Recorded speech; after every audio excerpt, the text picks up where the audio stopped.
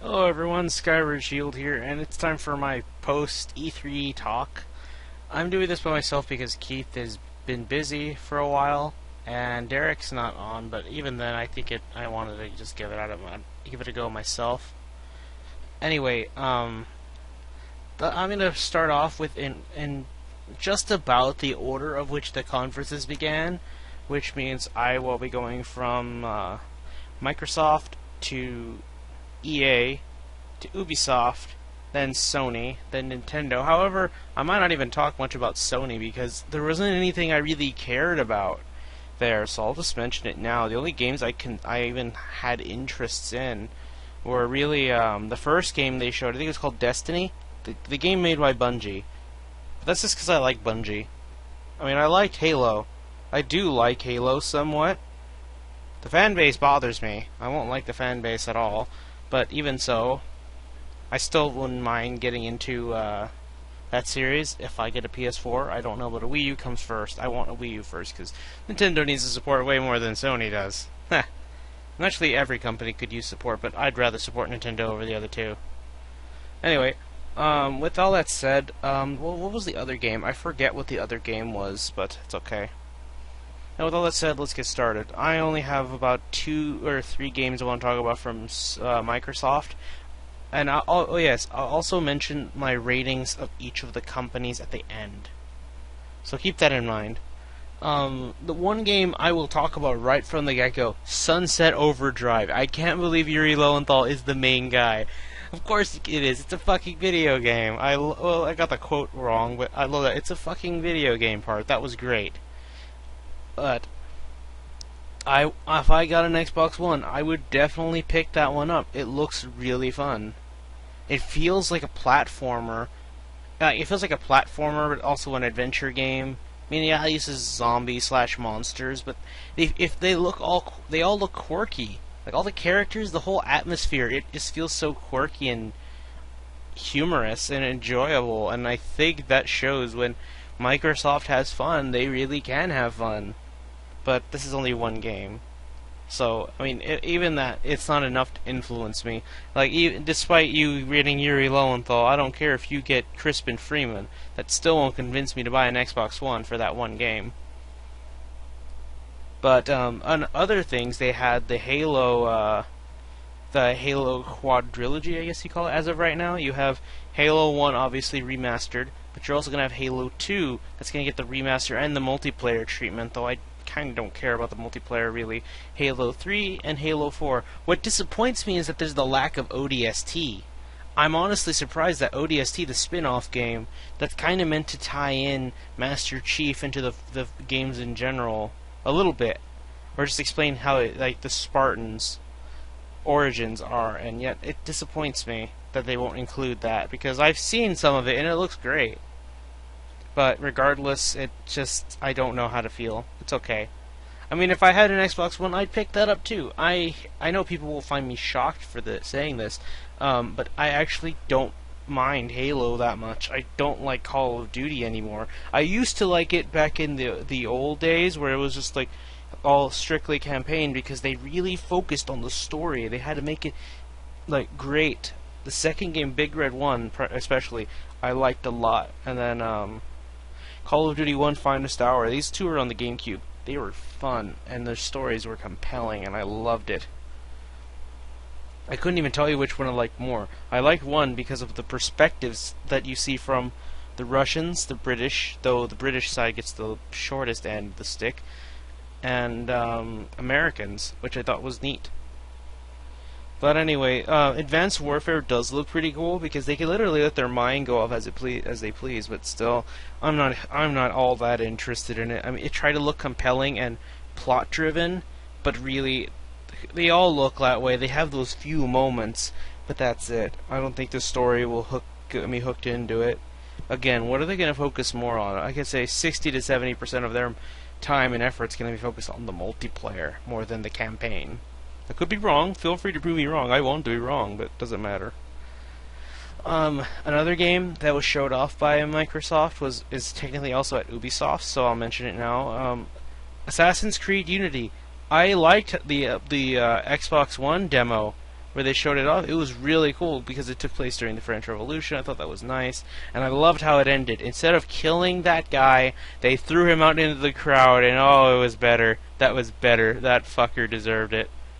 I don't know why, but when I saw that, it reminded me of Clovis from Code Geass. If you watch Code Geass, you know what I mean. However, I do have now a qualm with Ubisoft, which I'll mention right around at their rating, at the time of the rating. Also, keep in mind, this is right as E3 is coming to a close. There could be still some things they might announce at the last minute, but I don't know. Because at the time right now, they're talking, Nintendo's talking about their new IP for the 3DS, which I'm hearing about it, and my problem is that they're not even talking about it. It's a closed door thing. You gotta be inside to tweet about it, and that's it. You can't record it, you can't see it until they want you to. Well, out to the outside world, which to me kills the point, because Nintendo, you're on your way to hype, and you're just killing it right now. Which is my problem with Nintendo, and I'll get to that when we get to the rating system. And then there was Project Spark mentioned again in Microsoft's, but then they showed Conquer. I was like, what? They're gonna make a Conquer game? Are they teasing to a Conquer game right now? It's like, let's just make our own. It's like, what? I'm not even a Conquer fan, but I know lots of people who love Conquer, and I don't blame them. I've seen some Let's Plays, and he looks like to be a great character. He's funny. And then it just says that. It's like, well, there goes Banjo, and now Conquer's joining him in hell. Poor guys. I think that just goes to show Rare's not giving a shit. We could be wrong. They could just be saying that here, let's make a game right now because they're making a game for him now. I don't know. We can't tell until another time in the future. But let's hope that I'm right and that they are hinting at a game but just wanted to be a dick about it.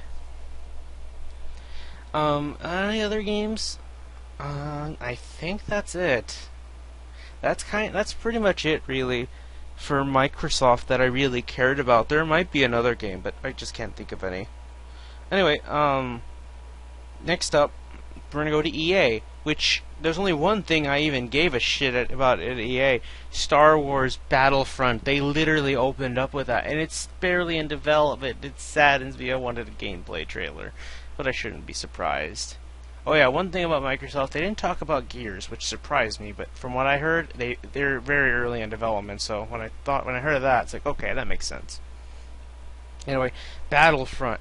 You see some of the visuals of the scenery, and my God, it looks so beautiful. It looks almost like the movies. Oh, it's scenery porn practically. You see the turrets in great detail, the speeders going by, and they actually went to see some of the sites and that they filmed the original trilogy, which I hope, please don't be just centered on the original trilogy. Go to the Clone Wars too. I hope they go to the Clone Wars, because honestly, I know that the original trilogy got a lot of bad rep, but then after watching Star Wars: The Clone Wars, you can see it all on Netflix, especially season 6, which is powerful for being such a short cut-off season, thanks to Disney.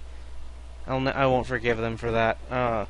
Regardless, the Clone Wars show was great. I'm not here to talk about that, but it made the trilogy feel a little bit better. Honestly, if they were in the Clone Wars from beginning to end, it would have felt better. Oh well, what can you do? Anyway, it just looked great, and I love what I saw so far, and I can't wait for them to talk about more Star Wars. But just please, please, please don't just be stuck on there. One thing that the media seems to be doing nowadays is appealing to 90s kids, because 90s kids won't shut the fuck up about... Only 90s kids will remember shut up. Only 90s kids will appreciate shut up. 90s stuff was shut up. Not everything in the 90s was great, and I'm a 90s kid. I was born in the early 90s, 93, so I experienced as it was coming to a close, but I've experienced more than enough to tell you not everything was great in the 90s. In fact, there are things that are great now, but you just don't want to look at it because you've grown up. Anyway, so because of that, the media tends to be all like nostalgia drive. That goes into a major point with Nintendo later on. That's one of my qualms with them, but you'll see what I mean later. Aside from that, Battlefront is all I care about. I saw BioWare, and I was hoping, please mention something Star Wars, because I want more Star Wars games. Because they had to put the can on a lot of Star Wars projects, like 1313, which that would have been cool, because bounty hunters, we never see much of them. I was hoping for another Knights of the Old Republic, or something, but I don't think it'll ever happen. I honestly don't. Now that didn't see anything here, I don't expect. As well, another reason is that they're working on another Mass Effect game, and they're making a new IP. So that makes me wonder. They're probably never going to do another Star Wars game because they're just going to stick to the MMO, Star Wars: The Old Republic. Well, I love The Old Republic. I think it's a great game for an MMO. I honestly can't say whether if it'll do good or not. Or not if it'll do good or not, like if another Star Wars game will do good or not. At least from BioWare. Because I loved Knights of the Old Republic, which I might actually Let's Play since I can't. I tried recording Tales of Xillia, but the audio wouldn't appear, so if I can't fix that problem, I'll just do a PC game again. Or try to do a PC game. I don't expect one now because of that. Maybe next year I could be wrong, but I really, really doubt it. They're working on another Mass Effect game, which they really want to make up for lost ground after I heard Mass Effect 3 sucked ass with its ending. And of course, like I said, the new game they're making that's completely original. It's going to take up all of their work. It's going to be all their workload. So, I mean, aside from that, there was just sports, and I like sports, but I mean, the only game I liked from there was like Madden. I played Madden when I was a kid on the N64, so I enjoyed it a lot. I love playing as the Cowboys, but that's because I'm a Texas fan. I'm someone from Texas. So I'm looking forward to that because besides, I loved how at the end you saw J.J. Watt. If you don't know who J.J. Watt is, he's one of the best defensive players. No, scratch that. The best defensive player on the Houston Texans, which I hope they come back better next year. Anyway, we're not talking sports. We're going to move on. Next up, Ubisoft. And, oh wait.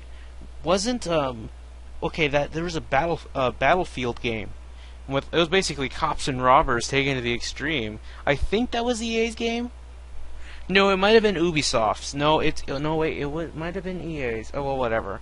Whatever it was, I liked what I saw actually because it felt so different. It wasn't trying. It was like let's be hardcore soldiers going up against each other. No, it was cops and robbers, but you had the SWAT involved and shit. That's all.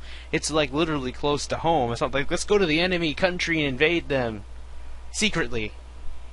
And then a whole war starts. Looking at you, Call of Duty Modern Warfare. Was it 2? I think it was 2. Anyway, that was cool.